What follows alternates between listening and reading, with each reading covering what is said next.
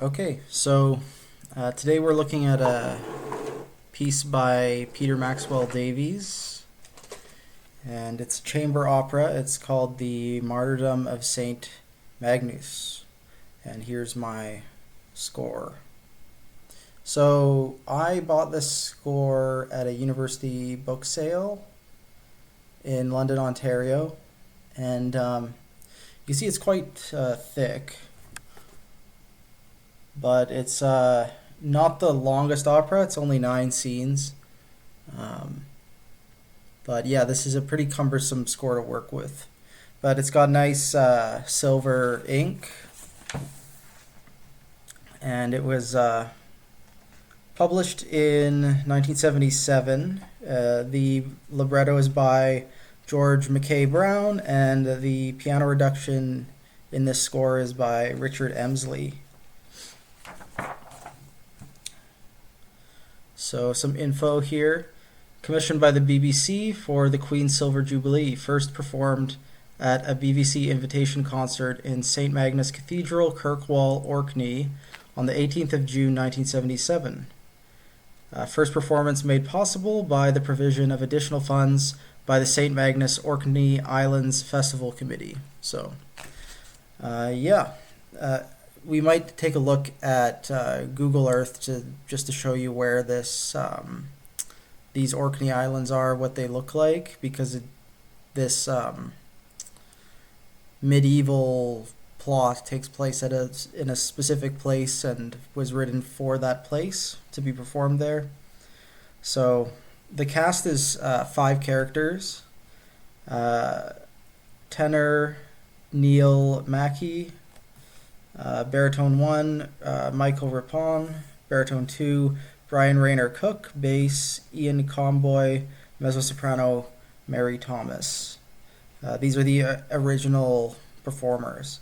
And then you can see the instrumentation is 1100, 1200, 1 percussion, 1 keyboardist, 1 guitarist, and then 00110 for the strings. So barely a chamber orchestra, but so Sebastian Bell, David Campbell, John Butterworth, John Wallace, Norman Archibald, Gregory Knowles, Stephen Pruslin, Timothy Walker, Beverly Davidson, and Leslie Shringley Jones were the original pit orchestra.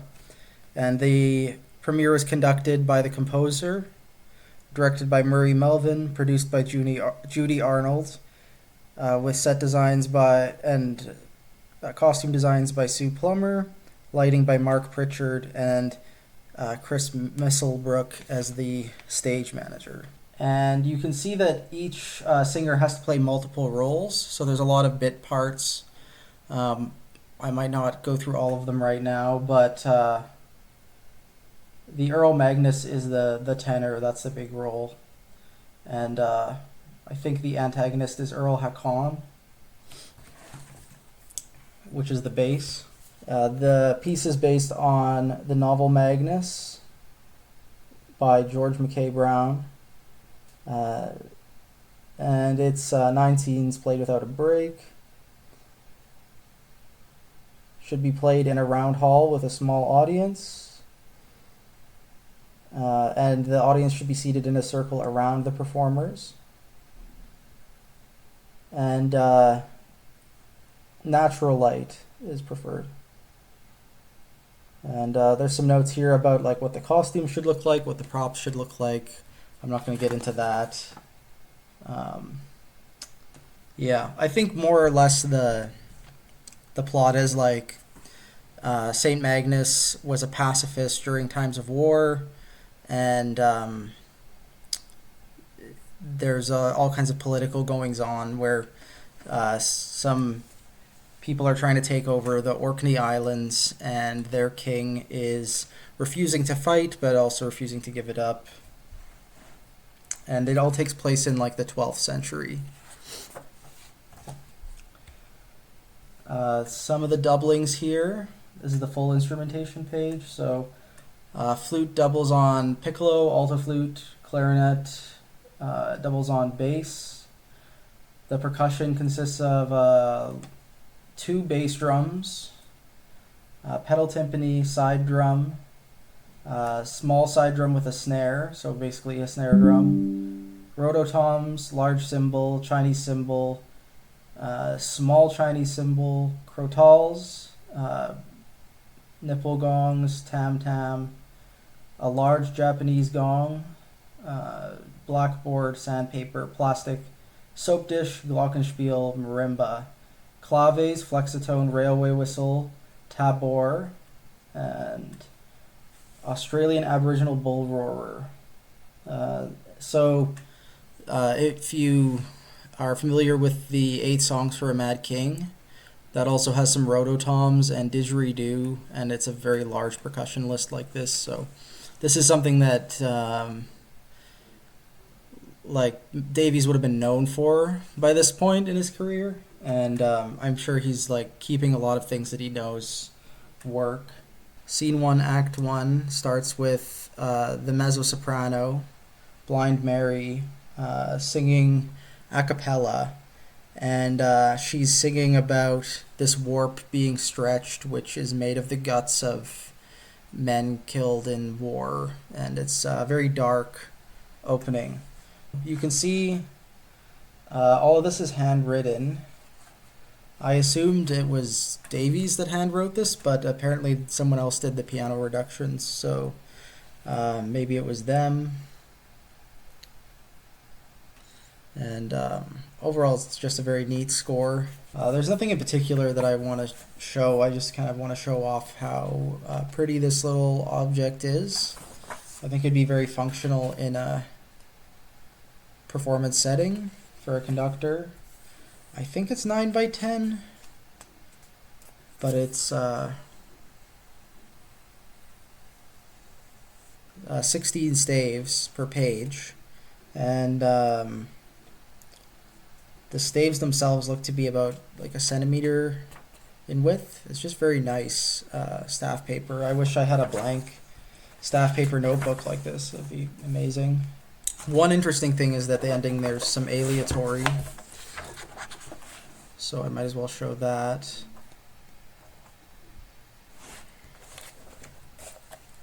So in the last scene we get these 4 monks chanting.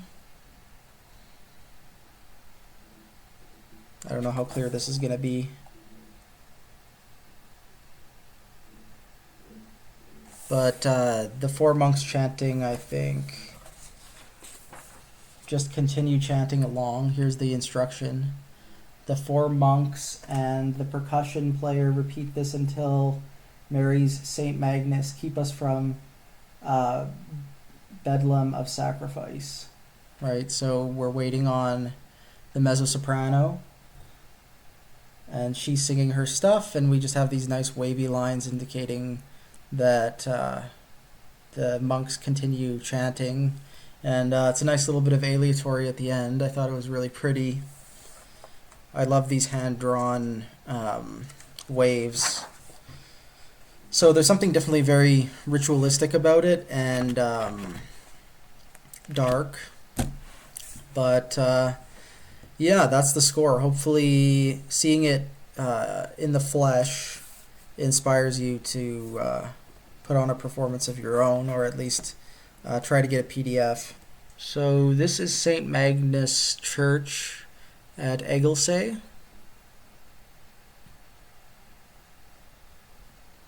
You can see it's kind of the ruins of a church, but this is an important location in our in the plot of our opera here.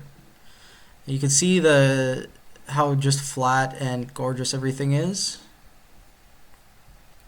but as you can imagine, the Orkney Islands are very rural, but you can see the water just, from one side to the other. You're surrounded, really. They're quite small. This island seems to be quite small, except maybe in this direction. And yeah, if we zoom out a bit,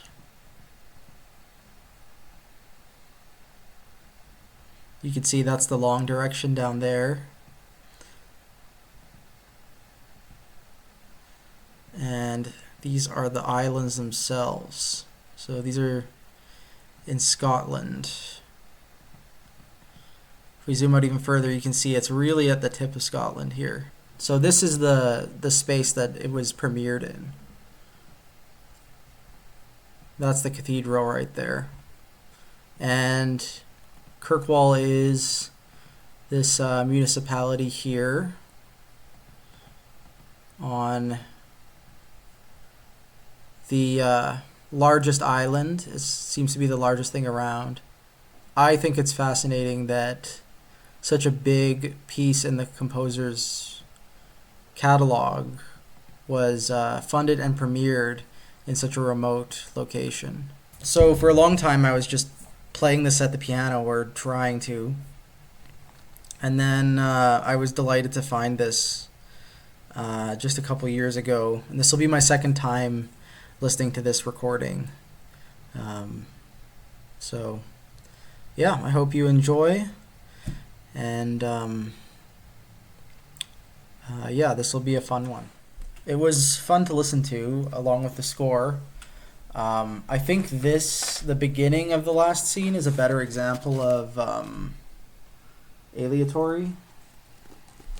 I don't know if you can see it, but there's these staggered entrances where everybody's playing out of time, and it's a cool effect. Yeah, that's what I remembered about the last scene. The monks singing is a cool effect too. Hopefully I didn't hype it up too much. I found the plot to be pretty corny. Like, it's really dead easy to follow, and a lot of characters aren't fleshed out at all, and a lot of the darker themes and spooky things are, just really over the top and not subtle at all. And the reporters thing in scene 8 seems a bit like, I don't know what was the goal of that. Maybe to make the whole story more like relevant to the present or to the 1970s, but I felt like it was really unnecessary. But some of the things I liked were, like, I am a big fan of Davies' writing for like one or two voices. I think I'm really the more exposed moments where I get to see his part writing, it's really interesting. And I really liked the way he set English text. I thought the pacing was really nice, and it really felt organic. It felt like someone singing to you in English. There was nothing weird about it. And it's in this sort of like free prose, which I think is interesting. So the music is really built around the delivery of the text. That's another thing that is really noticeable about 8 songs for Mad King. And here it's the same skill, but applied to a full opera.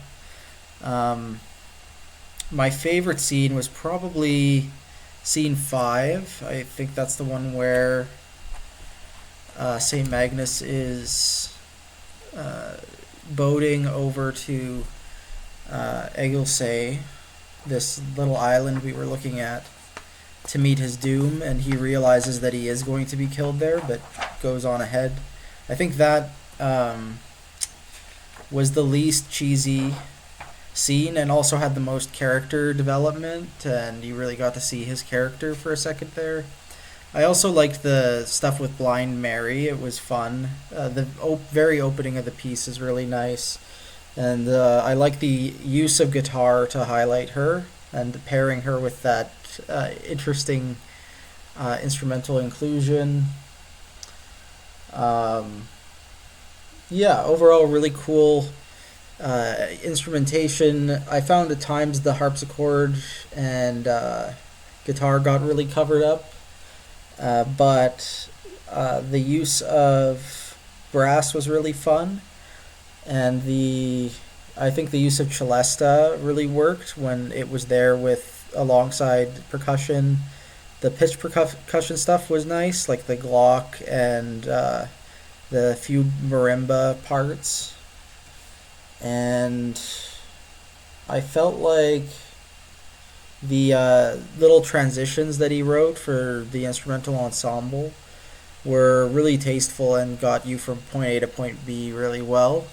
This would be a great piece to recommend a student who's trying to write an English opera because it uses some cutaway score stuff where people are in different, like people are out of sync. It has some aleatoric stuff, and it just has a lot of nice like pairings of different instruments with voice and layerings of multiple voices singing at the same time, and I think it's a good solid example of like English opera doing all of those interesting effective things that are also not that hard to wrap your head around and write in your own chamber opera. That was the Martyrdom of St Magnus, and I'm glad I listened to it, but honestly it's just an excuse to look at this random physical score I found. Tomorrow we're going to be listening to Partials, so